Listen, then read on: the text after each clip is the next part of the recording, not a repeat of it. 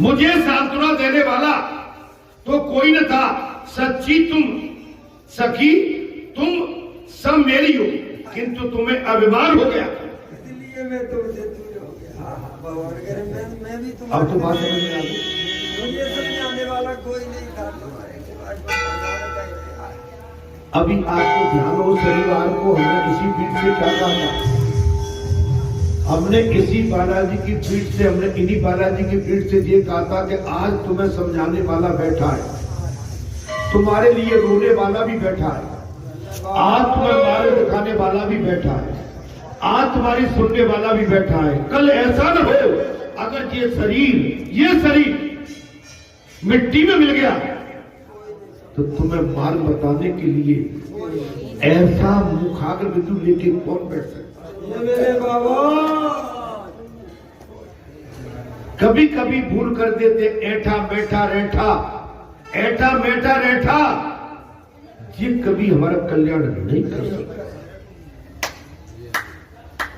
आप मानव हो तो मानवता रखिए, इंसान हो तो इंसान बन के रहिए, पिता हो तो पिता जैसे कर्तव्य कीजिए, माता हो तो माता जैसे कर्तव्य कीजिए, भाई हो तो भाई जैसे कर्तव्य कीजिए, संत हो महात्मा हो तो महात्मा संत का जो कर्तव्य होता है वो कर्तव्य कीजिए।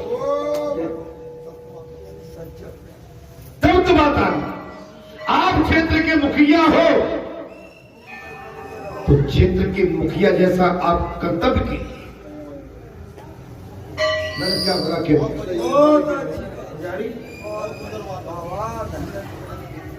तुम्हें कल कोई बताने वाला, जगाने वाला, हंसाने वाला आज है, कल किसने जाना?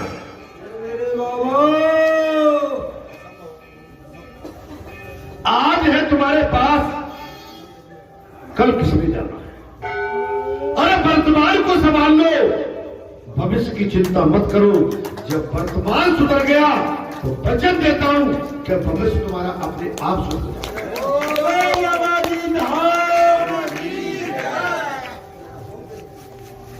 और जिसने वर्तमान ही बिगाड़ लिया,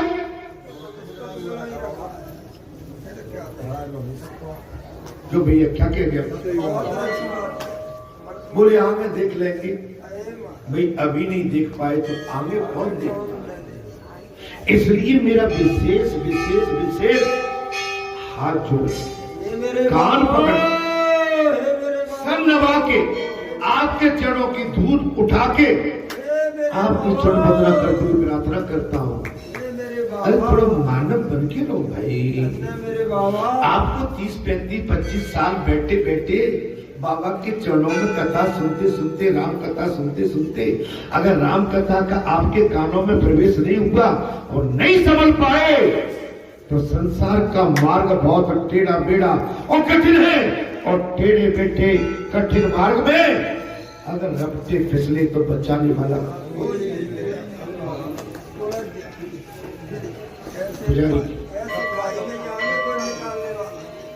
मैं आपसे अनुरोध कर रहा हूं, बड़े मेरे भाव भरत, अभिमान हो गया था तुमको, अभिमान भगवान ने कह दी तुमको अभिमान हो गया, इसलिए दूर गए। मुझे आज गर्मी लग रही है, तुम्हें ठंड लग रही सब नहीं, या तो मुझे बीमारी कुछ नहीं गर्मी है नहीं, वैसे मैं कपड़े बहुत पहनता हूँ, पर आज सवेरे से पता नहीं मुझे अंदर से पसीना आ रहा है। नहीं फिर तो ठीक है, मैं बीमार तो नहीं पड़ेगा कहीं।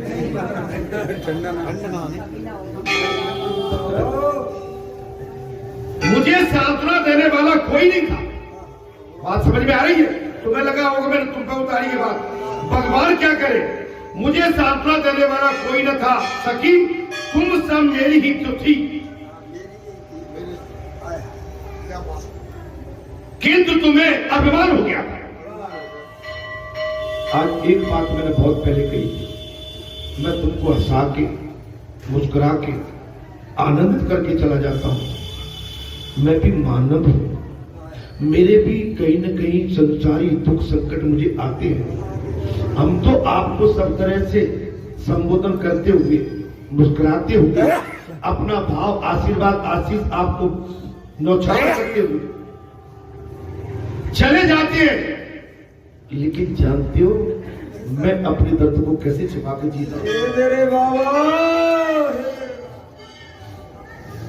मैं एक बात कह रहा हूं, हम अपने दर्द को कैसे छिपा के जीते हैं? अरे मां होती तो मां के सामने भी मैं अपने दर्द को प्रकट कर देता, लेकिन मैं अपना दर्द अपने अंदर दबाए हुए जीता रहता। मैं बहुत गहराई की बात कर रहा हूं। कुछ तो बातें आती है, अरे इतनी बातों में तो आदमी पागल हो जाता, कान भ्रष्ट हो जाते और उसका विकार से भर जाता, मर जाता, गल जाता। लेकिन तेरे सारे जीवन को मैं दिखाता है। अगर दर्द तूने दिया है तो दवा भी तू ही देगा। दर्द जहां से मिलता है दवा भी वहीं से आती है। और तेरा ये दर्द मुझे सुख देता है, आनंद देता है, मुझे चेतन करता है, मुझे जगाता रहता है, तेरे चरणों में अनुराग दिलाता रहता है। अगर ये दर्द पीड़ा न हो, अगर मुझ में सुख शांति आ जाए तो मैं गहरी नींद सो जाऊंगा। और जो गहरी नींद सो जाते हैं फिर संसार को दोबारा फिर सताता है। मैं आपसे बहुत बिना भाव से कहता आसमान ये सवाल, तुमको बिलाहीन मैंने जलाया, अब कह दी मैंने तुम्हारे साथ वियोग करके तुम्हें जलाया। अभिमान को मिटाना तुम्हारे मन में अपने को केंद्रित करने के लिए ही तो मैंने तुमसे वियोग किया।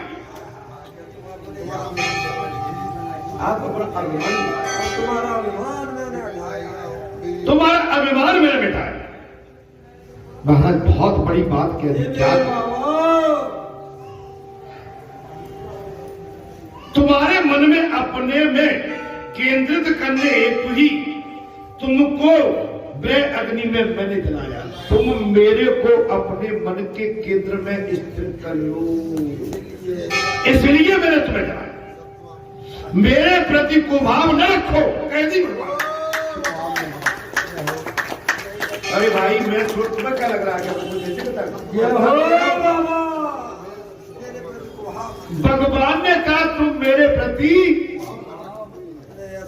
हे गोपियों तुमको भाव मत रखो, देवों की आयु लेकर भी तुम्हारी मैं सेवा करूंगा। अगर मैं भगवान से, अगर मेरा देव योनि में भी आया, गोपिकाओं को मैं वचन देता हूं, मैं तुम्हारी सेवा करूंगा। तुम्हारे बाबा ने भी यही बात कही थी कि इस शरीर को छोड़ने के बाद आया तो मैं किसी न किसी रूप में तुम्हारी सेवा से वंचित नहीं।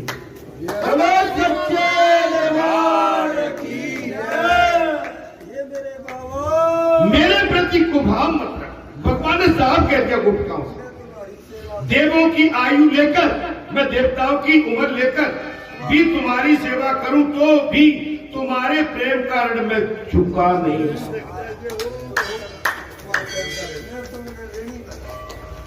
मैं तुमने रेडी बना दिया।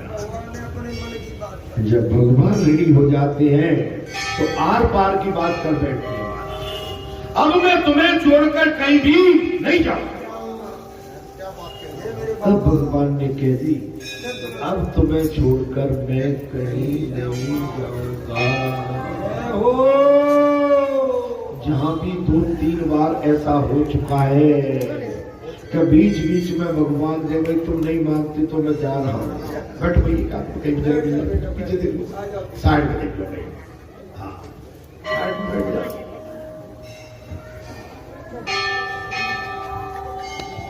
कोई बात नहीं, बैठ जाओ भाई, क्या करें, कोई बात नहीं है। यहाँ बात क्या चल रही है महाराज? अब मैं तुम्हें छोड़कर कहीं नहीं जाऊं।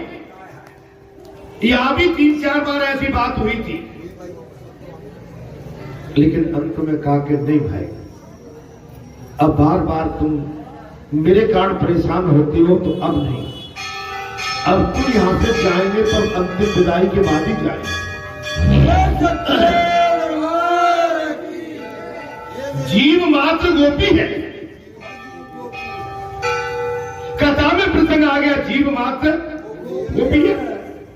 वो विशुद्ध होकर नम्रता से प्रभु के पास जाए तो वो अवश्य दर्शन देंगे।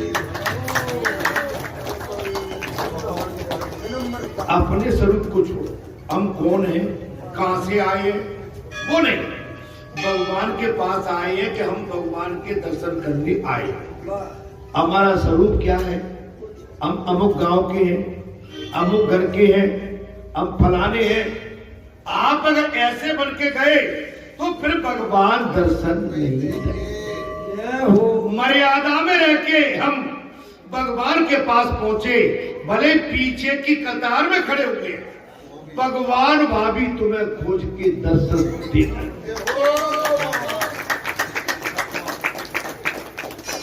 आज प्रातः काल की तो बात है, वो परिवार आया अकेले, बड़े लीला, और उनका क्या देखा मैंने, उन्हें 4-5 परिक्रमा करी और बार बार परिक्रमा करके जहां नमन करके जाते थे, और बार बार बड़ा लगाव देखा, उत्साह देखा। बच्चे को बुलाएंगे, इधर क्या जॉब करते, वो कोई नहीं, तो मेरे यशस्वी भक्त आपका जॉब पक्का। तो मेरा आश्रय केवल ये नहीं है, भगवान पहचान लेते हैं।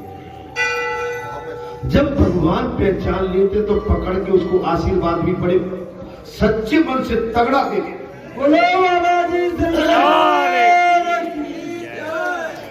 अब भगवान के आंगन में हम आए और बालाजी ने कहा तुम तो हमारे हो, हम आगे आए हो। तो बालाजी कहेंगे भैया मेरा तो जगत है, मेरा पूरा संसार है, मेरा वही है जो सब कुछ त्याग कर अंदर का अंकुर अभिमान और बिल्कुल सद्भाव समर्पित भाव, दीनहीन गौ मां ममता नवन झुकन, जब ये बन के आता है तो मैं उसे अपना सब कुछ दे देता। तो आज आपने देखा सवेरे प्रातः बुला के प्रत्यक्ष, इसलिए मेरा अनुरोध है, मैं आपसे वही विनय भाव चाहता हूं, हमारी मर्यादा बनी रहे, हमारी दृष्टि, आप समझोगे माता जहां कम रहती है, हमारी दृष्टि पीछे ज्यादा रहती है। जहां तो फिर मजबूरी में हमें पंडित जी ठीक है, लेकिन दृष्टि तो वहां जा रही है। जो भगवान की इस प्रांगण में अंतिम कतार में अंतिम भक्त खड़ा हुआ है, दृष्टि भद्र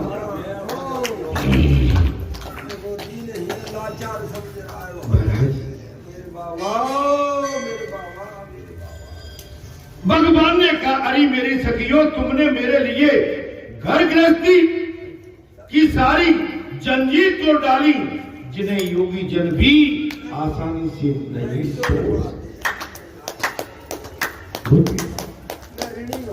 भगवान ने अरे मेरी सखियों, क्या कहा है, कन्हैया ने कहा अरे मेरी सखियों, मेरी गोपियों, तुमने मेरे लिए अपना घर गृहस्थी संसार की सारी जंजीर तोड़कर तुम मेरे पास महाराज तोड़ के आइयो, जिन्हें बड़े बड़े योगी जन भी आसानी से नहीं तोड़। हमारा ये मिलन सर्वथा निर्मल और निर्दोष है।